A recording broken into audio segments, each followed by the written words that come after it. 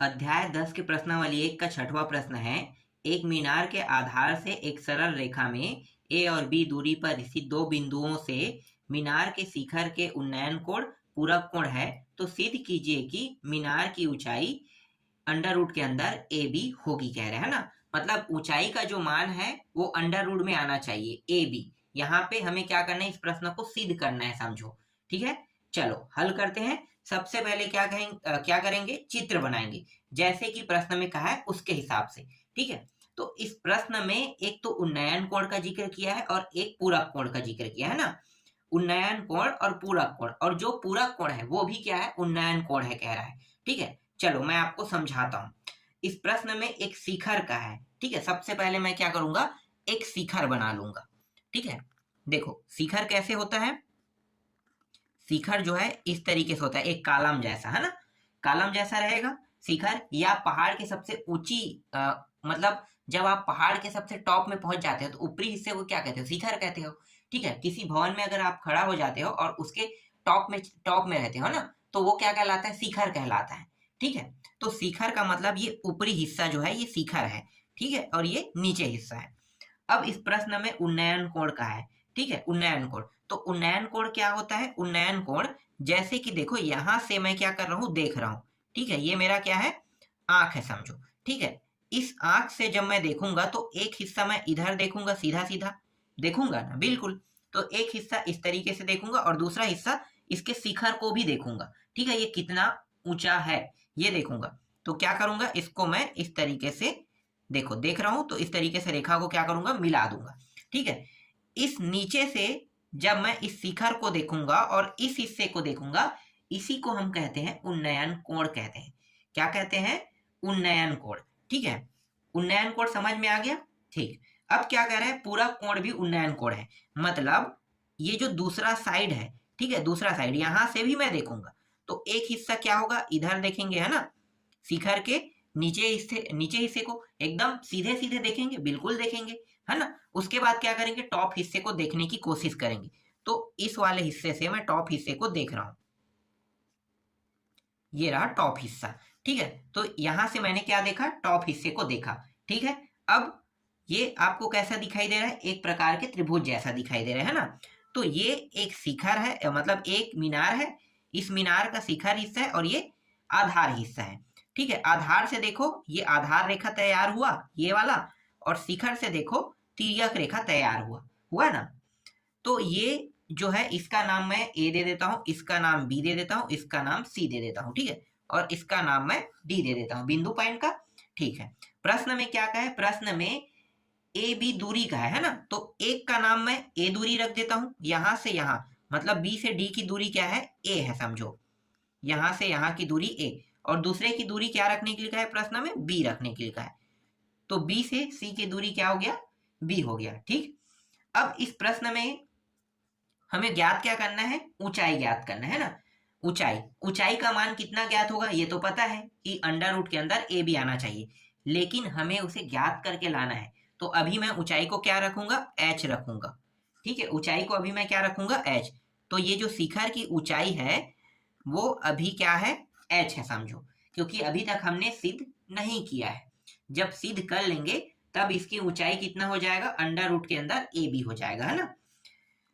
और यहाँ पे ये क्या है, ये वाला जो हिस्सा है एक पूरा कोण है ना। तो एक पूरा कोण है, तो पूरा कोण का मान क्या होता है, दो कोणों का योग 90 अंश होना चाहिए, होना चाहिए। तो इस कोण का मान मैं कितना रख सकता हूँ, 90 अंश माइनस थीटा में रख सकता हूँ। ठीक है, 90 अंश माइनस थीटा, क्योंकि दो कोणों का ही योग कितना होना चाहिए, 90 अंश। अगर मैं इसे 90 अंश डायरेक्ट रख दूंगा तो अभी तो ये आपको एक कोण दिखाई दे रहा है, इसको दो हिस्सों में बांटोगे तो दोनों कोणों का मान अलग अलग आएगा ना, इसलिए 90 माइनस थीटा मैंने रखा है। समझ में आ रहा है, 90 माइनस थीटा मैंने क्यों रखा है, देखो मैं आपको यहाँ पे बगल में आपको थोड़ा समझाता हूँ। समझो, ये इस प्रकार से एक त्रिभुज दिखाई दे रहा है ना। और ये कितने अंश का है, 90 अंश का, 90 अंश का है, बिल्कुल। अब मैं इसे दो हिस्सों में बांट लेता हूँ। तो 90 को दो हिस्सों में बांटूंगा तो एक हिस्सा क्या होगा, 45 अंश, और दूसरा हिस्सा क्या होगा, ये भी 45 अंश, है ना। तो 45 45 अंश में इस तरीके से रेखा से क्या कर दिया हमने, दो हिस्सों में से बांट लिया, ठीक है। और क्या ये 90 अंश से ज्यादा हो रहा है, नहीं हो रहा है ना। लेकिन अब समझना है ना, ये वाला जो हिस्सा है इसका कोण का मान मुझे पता नहीं है और इसका मुझे पता है, तो इसको मैं कैसे लिखूंगा। तो देखो ये 90 से टूटा हुआ था, है ना, 90 से टूटा हुआ था, तो इसको मैं लिखूंगा 45 प्लस थीटा लिखूंगा। या मुझे इन दोनों का मान पता नहीं है, दोनों का पता नहीं, तो फिर मैं 90 अंश माइनस थीटा लिखूंगा, बिल्कुल लिखूंगा, क्योंकि ये 90 से ज्यादा नहीं हो सकता, 90 से कम ही होगा, इसलिए यहाँ पे मैंने 90 माइनस थीटा रखा है, ठीक है। पूरा कोण का अगर जिक्र करता है और वहां पे थीटा का मान नहीं दिया रहता है, तो आपको हर जगह 90 माइनस थीटा रखना है। समझ में आ गया, क्या रखना है, 90 माइनस थीटा रखना है, ठीक है। तो ये 90 माइनस थीटा आपको समझ में आ गया होगा, नहीं आया तो भी कोई दिक्कत नहीं, चलो प्रश्न बनाते हैं, है ना। देखो अब दिया क्या क्या है, अब यहाँ पे जो जो मान है ना उनको लिख लेते हैं। देखो ये बी और डी दिया हुआ है ना, तो बी डी का मान रखो यहाँ पे, बी डी बराबर क्या है, ए है, और ए क्या है, दूरी है, ठीक है। और ये बी से सी, तो बी से सी की दूरी क्या है, बी है, ठीक है। और ऊंचाई, ऊंचाई जो है वो ए और बी है, तो ए बी ऊंचाई, इसे हमने एच रखा है ना, ठीक है। ये मान जो है, और ये एच मीटर लिखो इसको, ठीक है, एच मीटर, ठीक। तो बी डी बराबर ए, बी सी बराबर बी, और ए बी बराबर एच मीटर हो गया, ठीक। यहां तक आपको समझ में आया, ठीक है। चलो एक त्रिभुज का अब यहाँ पे उपयोग करते हैं, इनमें से इस वाले त्रिभुज का पहले हम उपयोग कर ले, हम दोनों त्रिभुज को लेंगे लेकिन बारी बारी से हल करेंगे। पहले किस त्रिभुज के ले रहे हैं, ए डी और बी, इसको ले रहे हैं। चाहे तो आप इसको ले सकते हो और चाहे तो आप इसको भी ले सकते हो, ठीक है। यहाँ पे कुछ नहीं दिया, इसका मतलब यहाँ पे हमें क्या रखना है, थीटा रखना है, डायरेक्ट थीटा, ठीक है। ये पूरा कोण है इसलिए थीटा माइनस हमने थीटा रखा है, और ये उन्नयन कोण है तो उन्नयन कोण का मान नहीं दिया है, तो क्या करेंगे, थीटा रखेंगे, ठीक है, थीटा। तो हम सबसे पहले इस त्रिभुज का उपयोग करेंगे। त्रिभुज का नाम क्या है, ए बी डी त्रिभुज, है ना। तो यहाँ पे आपको लिखना है त्रिभुज ए बी डी में, ठीक है, इस त्रिभुज का उपयोग कर रहे हैं तो ए बी डी में, ठीक है। थीटा है, थीटा है तो इसका मतलब ये होगा कि ये टेन थीटा हो जाएगा, है ना। और टेन थीटा का मतलब क्या होता है, लंब अपान आधार होता है कि नहीं, बिल्कुल होता है ना, लंब अपान आधार। लंब कौन है भाई और आधार कौन है, तो देखो ये जो मीनार की ऊंचाई वाला है ना, ये क्या कहलाएगा, लंब कहलाएगा, है ना। तो लंब का मान, लंब जो है वो ए और बी, ए और बी को हम क्या कहेंगे, लंब कहेंगे।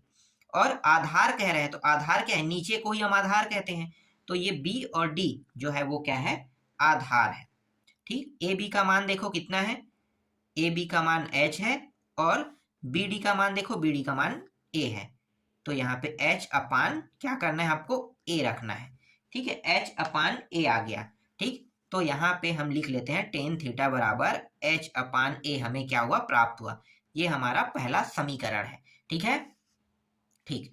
अब चलो दूसरे वाले क्या करेंगे, त्रिभुज का उपयोग करेंगे, तो ए बी सी का उपयोग करते हैं, त्रिभुज ए बी सी में, है ना, त्रिभुज एबीसी का उपयोग करते हैं। तो देखो यहाँ पे क्या है, थीटा माइनस 90 माइनस थीटा, तो टेन के साथ हम क्या उपयोग करेंगे, टेन इसको रखेंगे, 90 माइनस थीटा।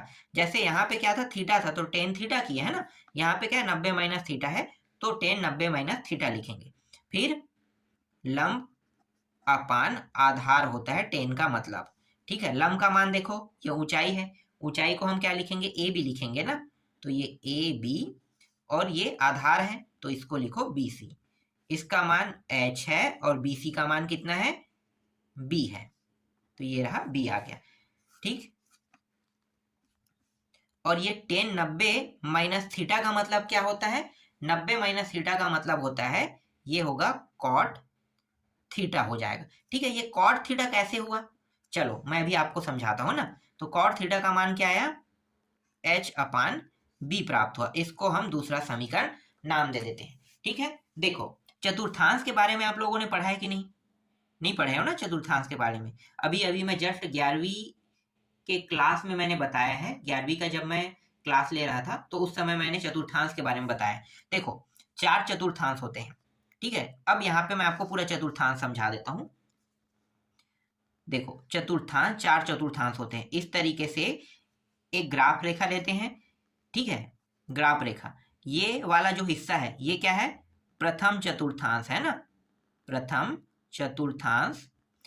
ये वाला जो है ये पूरा ये खाली जो दिखाई दे रहा है ये क्या है, द्वितीय चतुर्थांश है। ये तृतीय चतुर्थांश है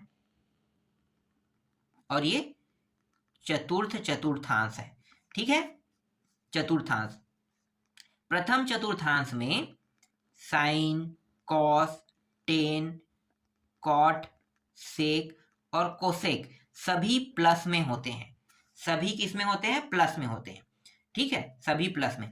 इसमें प्लस में कौन होता है, इसमें सिर्फ साइन होता है और कोसेक होता है, ठीक है। इसमें प्लस में कौन होता है, तृतीय चतुर्थांश में टेन होता है और ये कॉट होता है, और चतुर्थ में कॉस और सेक होता है प्लस में। तो देखो अपने अपने मतलब ये प्रथम चतुर्थांश में सभी प्लस में होगा। इसमें सिर्फ सेक और कोसेक, सेक नहीं, साइन और कोसेक होगा। इसमें तृतीय में टेन और कॉट प्लस में होगा और चतुर्थ में कॉस और सेक प्लस में होगा, ठीक है। अब देखो ये कॉट में कैसे चेंज हुआ, तो मैं आपको बता देता हूं कि कॉट में दो ही तरीके से चेंज हो सकता है। एक होता है 90 अंश हो, ठीक है, 90 माइनस थीटा होने पर, या इसी को हम कहते हैं 90 प्लस थीटा होने पर, ठीक है। ये एक रूप है, अलग रूप नहीं है, ठीक है। इसके बाद है एक है 270 माइनस थीटा और 270 प्लस थीटा। इन दोनों प्रक्रियाओं में जो साइन है वो कॉस में चेंज हो जाता है, कॉस जो है वो साइन में चेंज हो जाता है ना। टेन जो है कॉट में चेंज हो जाता है, कॉट टेन में चेंज हो जाता है, सेक कोसेक में और कोसेक सेक में चेंज हो जाता है, सिर्फ इन दोनों रूपों के कारण। तो देखो यहाँ पे लगा क्या है, 90 माइनस थीटा है ना, 90 माइनस थीटा। तो ये देखो यहां से यहां जाएंगे तो ये क्या है, 90 अंश होगा। फिर यहां से यहां आएंगे तो ये 180 अंश हो जाएगा। यहां से यहां 270 और 270 से यहां पे जाएंगे तो ये 360 अंश हो जाएगा, है ना, 360 अंश। तो ये वाला जो हिस्सा है, ये वाला हिस्सा ये 90 माइनस थीटा का है। प्रथम चतुर्थांश जो है वो 90 माइनस थीटा का है। और साथ ही साथ चलो पहले माइनस वाले को देख लेते हैं ना, ये 90 माइनस थीटा का हो गया। ये जो है देखो 90 से अधिक हो रहा है और 180 से कम, तो दो रूप यहाँ पे प्राप्त हो रहे हैं। क्या क्या प्राप्त हो रहा है, एक तो ये 90 से अधिक हो रहा है मतलब 90 प्लस थीटा हो गया, और एक रूप क्या हो गया 180 से कम, तो 180 माइनस थीटा हो जाएगा, ठीक है। तो अगर ये दोनों मान हमें प्राप्त होता है 90 अंश प्लस थीटा और 180 अंश माइनस थीटा, तो ये द्वितीय चतुर्थांश को दर्शाएगा, ठीक है। अब देखो 180 से ये आगे बढ़ा है और 270 से कम, तो इसे हम कहते हैं 180 प्लस थीटा और 180 माइनस थीटा कहते हैं, ठीक है। नहीं 270, 180 प्लस थीटा और 270 से कम मतलब 270 माइनस थीटा।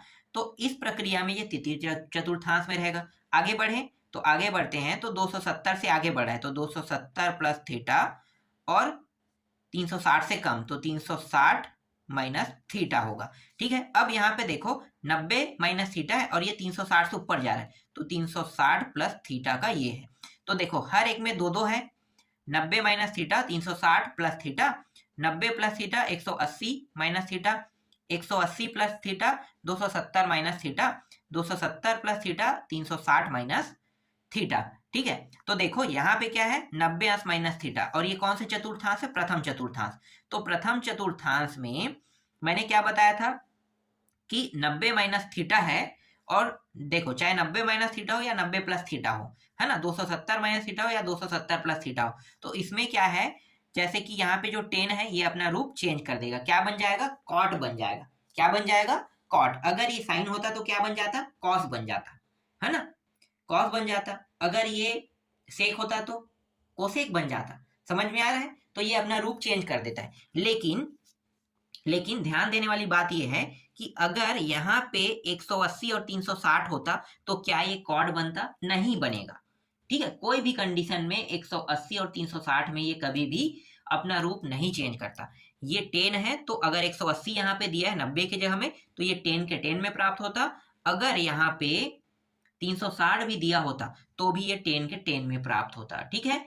इसे और अच्छे से जानने के लिए जब आप 11th क्लास में आ जाओगे और जब गणित लोगे ना तब आपको ये और अच्छे से समझ में आएगा, ठीक है, क्योंकि इससे बहुत सारे प्रश्न हैं और एक प्रश्न आपको ये समझ में नहीं आएगा, है ना, एक प्रश्न से समझा नहीं जा सकता, उसके लिए आपको बहुत सारे प्रश्नों को देखना पड़ेगा, कम से कम 2 3 4 प्रश्न तो देखना ही पड़ेगा, तब आपको ये और अच्छे से समझ में आएगा। तो अभी मैंने जो थोड़ा सा जानकारी दिया है वो आपको 11वीं के क्लास में उपयोगी होगा, ठीक है, आपके 11वीं के क्लास में ये बहुत उपयोगी जानकारी है, ठीक है। तो इतना आपको समझ में आ गया।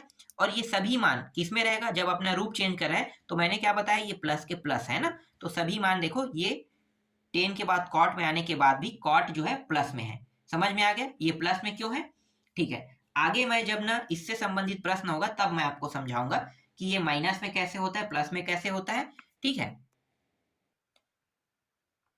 तो आपको ये समझ में आया ना कि ये जो 10 90 माइनस थीटा से ये कॉट कैसे बना, समझ में आ गया, ठीक है। चलो अब आगे हल करते हैं। देखो करेंगे क्या, ये जो पहला समीकरण है और दूसरा समीकरण है, ठीक है, इनका अब उपयोग करने वाले हैं। नहीं थोड़ा सा इसे और आगे हल कर लेते हैं, ठीक है, इसे दूसरा समीकरण मत मानो, थोड़ा सा और आगे हल करो, इसे वापस हम ना 10 में चेंज करते हैं। तो इसको 10 में कैसे चेंज करेंगे, देखो मैं आपको बताता हूँ। इसका एक सूत्र होता है, सूत्र क्या होता है, 1 अपान कॉट का जो सूत्र होता है 1 अपान 10 होता है, ठीक है, 1 अपान 10 होता है। तो ये जो कॉट है वो किस में चेंज हो गया, 10 में चेंज हो गया, और यहाँ पे क्या है, h अपान b दिया हुआ है। अब मैं क्या करूंगा, ये जो 10 है मुझे ऊपर में चाहिए, तो मैं पलट दूंगा, है ना, पलटूंगा तो ये 10 ऊपर चला जाएगा, ये 10 थीटा ऊपर चला गया, नीचे में क्या आएगा, 1 आ गया। जब मैं पलटा तब ये वाला जो मान ऊपर के ऊपर का मान नीचे, तो दूसरे साइड का मान भी तो ऊपर नीचे होगा, बिल्कुल होगा, है ना, तो ये b ऊपर चला गया और h नीचे आ गया, ठीक। अब इसे आपको दूसरा समीकरण क्या करना है, मान लेना है, ठीक है। तो अब मैं इसे दूसरा समीकरण मान लूंगा। अब मैं समीकरण 1 और समीकरण 2 की तुलना कर देता हूं, ठीक है। देखो समीकरण 1 ये है और समीकरण 2 2 ये है ना, तो यहाँ पे लिखो समीकरण 1 और समीकरण 2 की तुलना करने पर, ठीक है, समीकरण 1 और 2 की तुलना करेंगे तो देखो सेम सेम जो मान है वो कट जाएगा। तो देखो यहाँ पे क्या है, टेन थीटा, है ना, टेन थीटा यहाँ पे है, और यहाँ पे देखो यहाँ भी टेन थीटा है, तो 10 और 10 क्या हो गया, कट गया, ठीक है, 10 और 10 क्या हो गया, कट गया, सेम सेम मान क्या हो जाता है, कट जाता है। तो बचा क्या, h अपान a बचेगा यहाँ से, और यहाँ से b अपान h बचेगा। तो बस उसी बस को लिखना है मुझे, ठीक है, h अपान a बराबर b अपान h, ठीक है। ये तुलना करने का मतलब क्या होता है, तुलना करने का मतलब है भाग देना, और कोई खास नहीं है, भाग देना। अगर मैं 10 को 10 से भाग दूंगा तो भाग होके कितना होगा, कट के 1 प्राप्त होगा, होगा ना, बिल्कुल होगा, ठीक है। और ये जो मान है एक दूसरे से भाग देंगे तो ये इसी प्रकार से सेम टू सेम प्राप्त होगा। तो तुलना करने का मतलब है कि भाग देना। तो समझो कि मैंने भाग दिया, तो 10 10 से कट गया, जो बचा मान है ना उसको मैंने इस प्रकार से लिख लिया। बस यही आपको समझना है और ज्यादा कुछ नहीं, ठीक, यहां तक आपको समझ में आ गया, ठीक है। अब देखो ये h और h है ना, यहाँ पे देखो दोनों क्या है, बराबर में है, तो बराबर में है तो ये जो मान है इसको अगर मैं इस साइड लेके आऊंगा h के साइड में, तो ये क्या होगा, नीचे से ऊपर चला जाएगा, तो ये बन जाएगा h का वर्ग, क्योंकि h h गुणा हो जाएगा, और ये भी नीचे में है तो ऊपर के साथ गुणा होकर क्या हो जाएगा, a b हो जाएगा। अब देखो इस h से मैं वर्ग हटाऊंगा, है ना, वर्ग हटा दूंगा, तो वर्ग हटाऊंगा तो ये h बस बन जाएगा, और अंडर रूट कहाँ पे आ जाएगा, ए बी के ऊपर में अंडर रूट आ जाएगा। किसी भी मान के ऊपर अगर घात लगा है ना, घात, जैसे घात 2 घात है, अगर मैं उसको हटा देता हूँ दूसरे घात को, तो ये क्या हो जाएगा, सिंगल घात वाला बन जाएगा, और दूसरे साइड में क्या लग जाएगा, अंडर रूट लग जाएगा। और इस प्रश्न में हमें यही सिद्ध करके लाना था, यही क्या है, इसका उत्तर है, ठीक है, समझ में आया छठवां प्रश्न। चलो अगला प्रश्न देखते हैं, सातवां प्रश्न को। सातवां प्रश्न है, 15 मीटर ऊंचे एक भवन के शिखर से किसी मीनार की चोटी का उन्नयन कोण 60 अंश तथा मीनार के पाद का अवनमन कोण 30 अंश है, तो मीनार की ऊंचाई एक भवन से मीनार की दूरी ज्ञात कीजिए, कह रहा है इस प्रश्न में, ठीक है। चलो पहले मैं क्या करूंगा, एक मीनार बना लेता हूं, है ना, 2 मीनारों का यहाँ पे जिक्र किया है, तो पहले मीनार की जो ऊंचाई है वो कितना है, 15 मीटर। देखो ये एक मीनार है, ठीक है, इस मीनार की ऊंचाई 15 मीटर है, ठीक है। एक मीनार है और इस मीनार की ऊंचाई कितना है 15 मीटर, ठीक। और एक इससे बड़ा और मीनार है, ये समझो कि ये भी क्या है, एक मीनार है, ठीक है।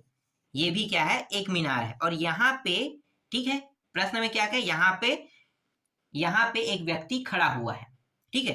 टॉप पे, मीनार का टॉप यही है ना, सबसे ऊंचा एरिया, सबसे ऊंचा स्थान क्या कहलाता है, टॉप कहलाता है। तो यहाँ पे एक व्यक्ति खड़ा हुआ है और वो व्यक्ति जो है अपने आंख से जब देखेगा तो एक ये सीधा सीधा देखेगा, बिल्कुल। दूसरे मीनार को ये देख रहा है ना, दूसरे मीनार को देख रहा है तो एक एरिया ये सीधा सीधा देखेगा और एक एरिया ये ऊपर की ओर देखेगा, इसके टॉप एरिया को। तो इसको भी मिला लेते हैं, ठीक है।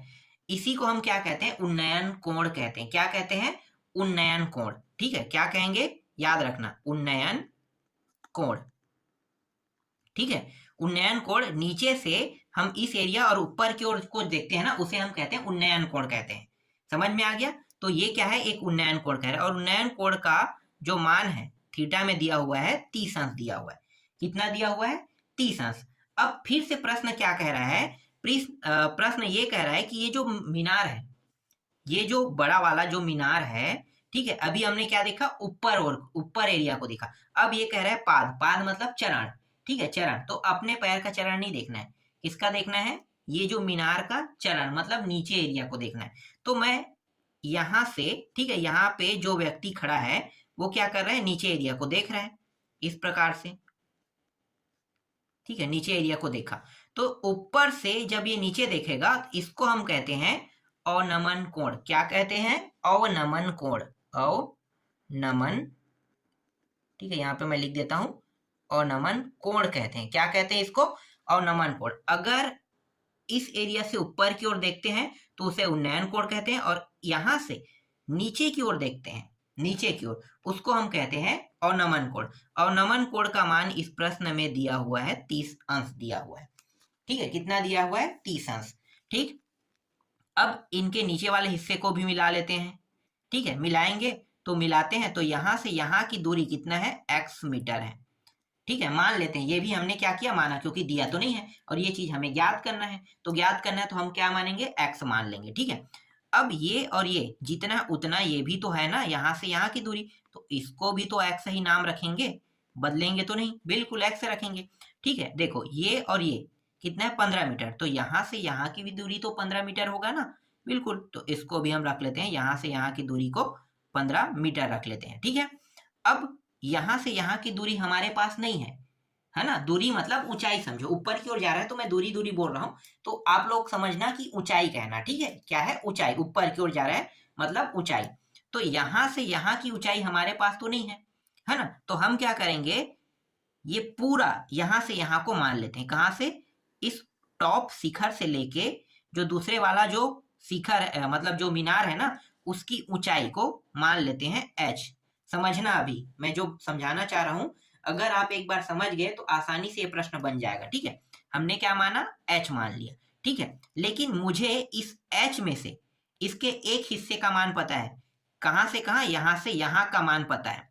तो अगर मैं इस वाले हिस्से का मान निकालूंगा, ठीक है, निकालूंगा या निकालना चाहूंगा, तो मैं कैसे निकालूंगा, इस h में, बड़े वाले h में इस छोटे वाले h का मान को घटा दूंगा तो ये वाला हिस्से का मान आ जाएगा, बिल्कुल आ जाएगा।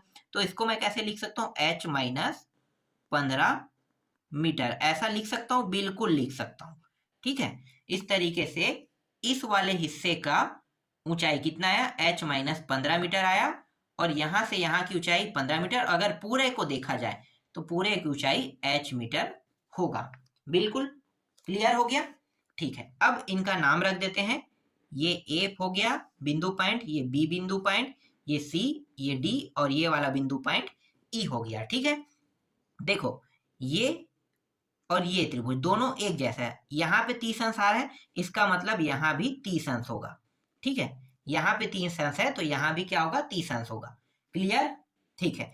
अब ये वाला त्रिभुज और ये वाला त्रिभुज दोनों एक जैसा है, तो हम दोनों त्रिभुज को लेकर हल नहीं करेंगे, इन दोनों में से किसी एक को लेंगे, ठीक है। तो मैं ये वाला त्रिभुज ले लेता हूँ BCD को, है ना। इससे पहले मैं थोड़ा सा इनके बारे में जो अभी हमने मान रखा है ना, उनको यहाँ पे रख लेते हैं। देखो ए से बी, तो लिखो ए बी बराबर कितना है, h मीटर था, है ना। ए बी बराबर h मीटर, फिर सी डी बराबर 15 मीटर, फिर यहाँ पे देखो सी बी और ये डी ई, तो लिखो सी बी बराबर डी ई बराबर कितना है, x है, यहाँ पे x है तो यहाँ भी x, तो ये x मीटर है इसकी दूरी।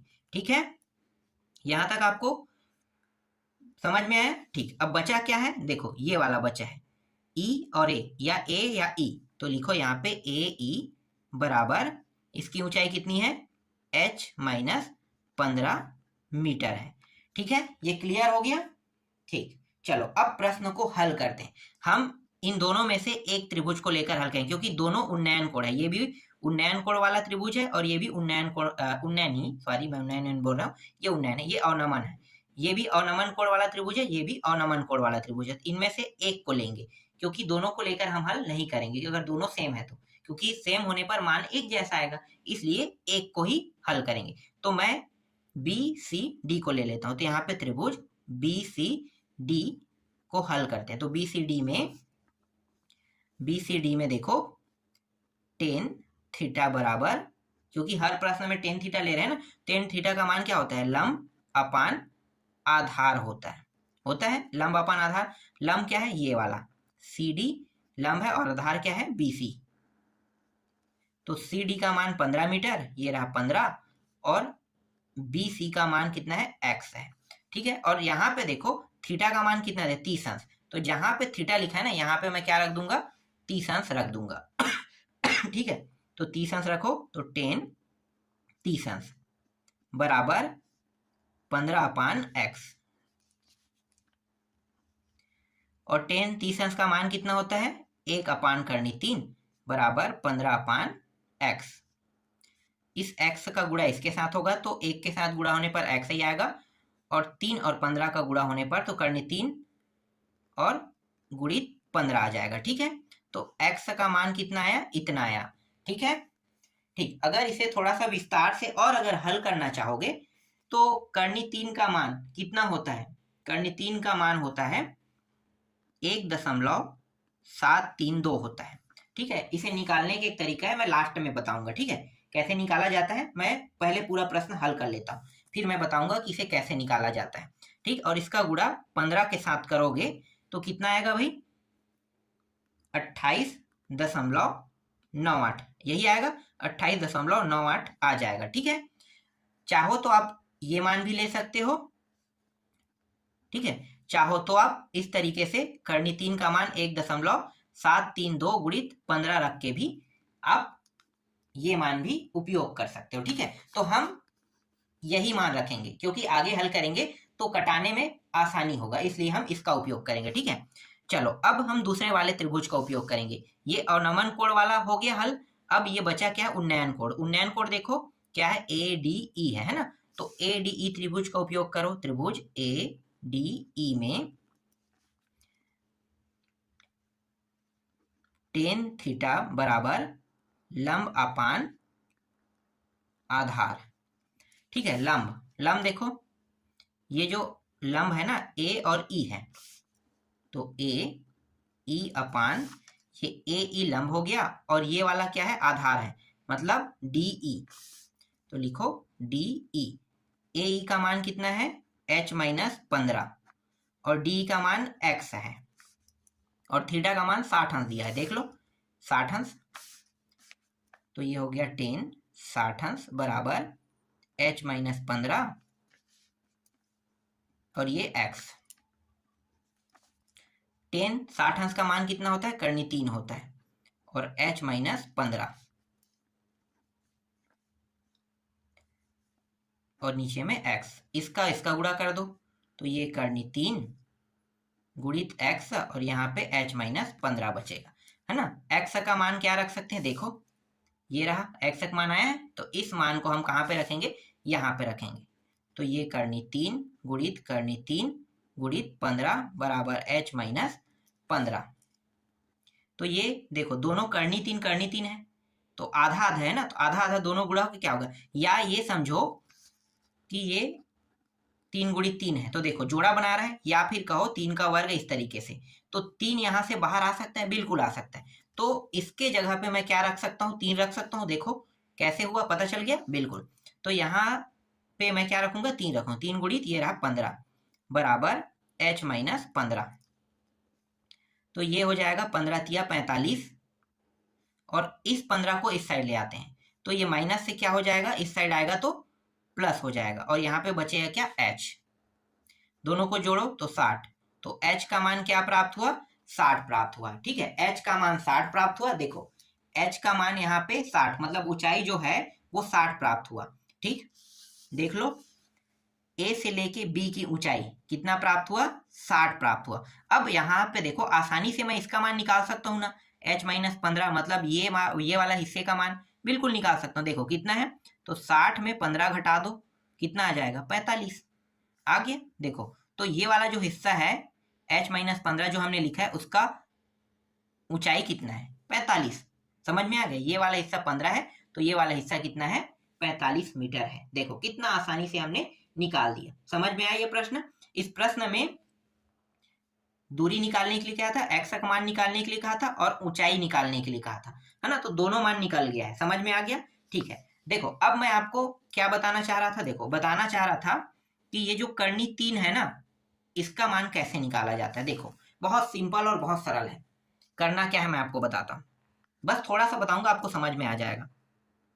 देखो अगर कोई भी मान कर्णी में हो और कर्णी में दिया हो ना, तो उसे कर्णी से निकालते कैसे हैं ये मैं बता रहा हूं। तो आपको क्या करना है, 3 को इस तरीके से लिख लेना है। ठीक है, इस प्रकार से, ये भाग विधि है। ठीक है, देखो ये जो 3 है, ठीक है, तो मैं किसी संख्या का पहाड़ा मैं सिर्फ उतने बार ही पढ़ूंगा। कैसे, समझना, 1 का पहाड़ा अगर मैं 1 बार पढ़ता हूं तो कितना होगा, 1। 2 का पहाड़ा 2 बार पढ़ूंगा, कितना होगा, 4। 3 का पहाड़ा 3 बार पढ़ूंगा, कितना होगा, 9। तो देखो अगर मैं 2 का पहाड़ा 2 बार पढ़ूंगा 4, तो ये 3 से तो ज्यादा हो रहा है। तो मैं क्या करूंगा, 1 का पहाड़ा 1 बार पढ़ूंगा, मतलब मैं इसे 1 से भाग दूंगा। ठीक है, 1 से भाग दूंगा तो 1 का पहाड़ा 1 बार, तो कितना आएगा, 1 ही आएगा ना। तो 1 बार जाएगा और 1 बार जाएगा, तो यहाँ पे लिखेंगे। ठीक है, घटा दो, 2 बचेगा। ठीक, अब यहाँ पे दशमलव लगाओगे तो ये करनी वाला मान है ना, तो 2 जीरो आपको पीछे में लगाना है, 1 जीरो नहीं लगाना है। हर बार हम इसके पीछे में 2 जीरो ही लगाएंगे। ठीक है, तो दशमलव मैंने यहाँ पे लगा दिया। अब इसके पीछे में और दशमलव नहीं लगाएंगे, लेकिन 2 जीरो हर बार ले सकते हैं।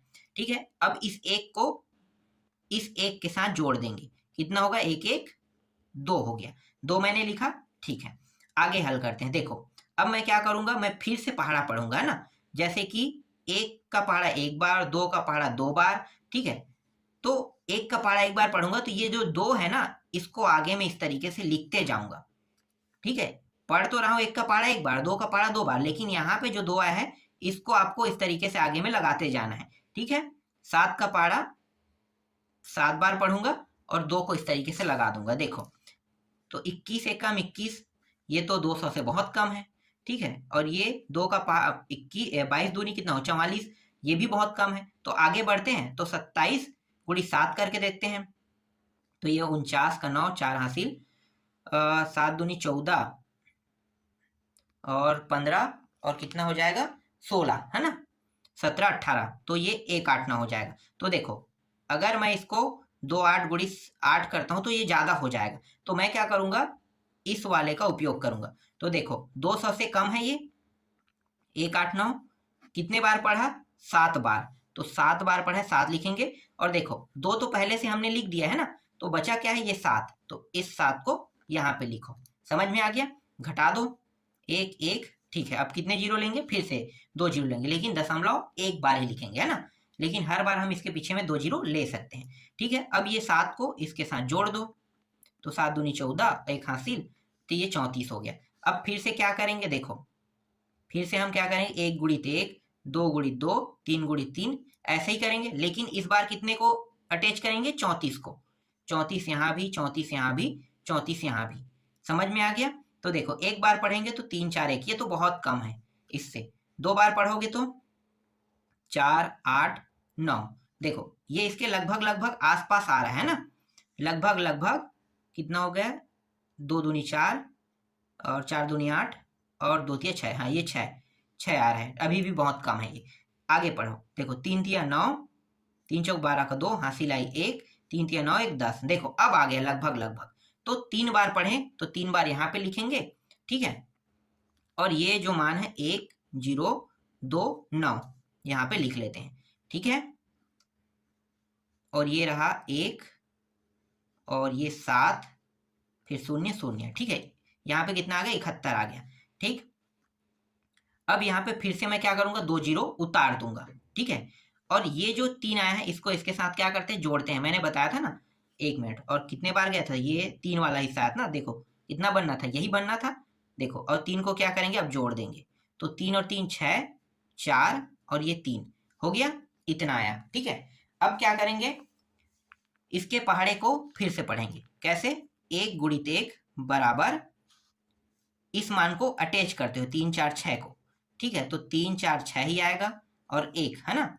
फिर 3 4 2 गुणित 3 4 6, फिर 2 गुणित 2, तो इसके साथ क्या हो गया, 2 अटैच हो गया है ना। तो देखो कितना आ रहा है, 2 दूनी 4, 6 दूनी 12 2, हासिल आई 1, 4 दूनी 8 1 9, और ये हो गया 3 दूनी 6। देखो ये आ रहा है 6 4 2 4, ये आ रहा है, देख लो, है ना।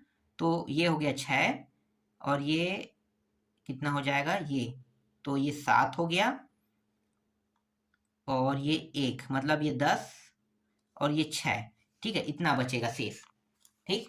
कितने बार गया, 2 बार। 2 बार लिखो, देखो दशमलव के 3 स्थान तक के हमें प्राप्त हो गया।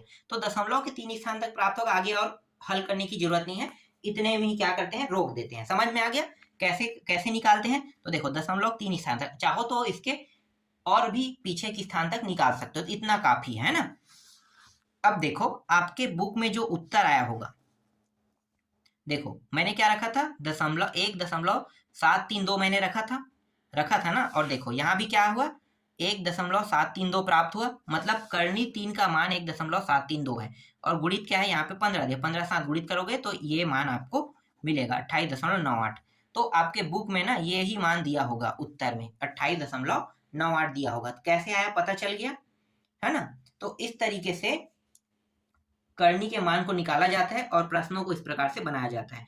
तो ये जो मैंने अभी 2 प्रश्न बनाया आपको समझ में आया होगा, ठीक है। जितना सरल हो सकता था मैंने उतना सरल विधि से आपको समझाया है।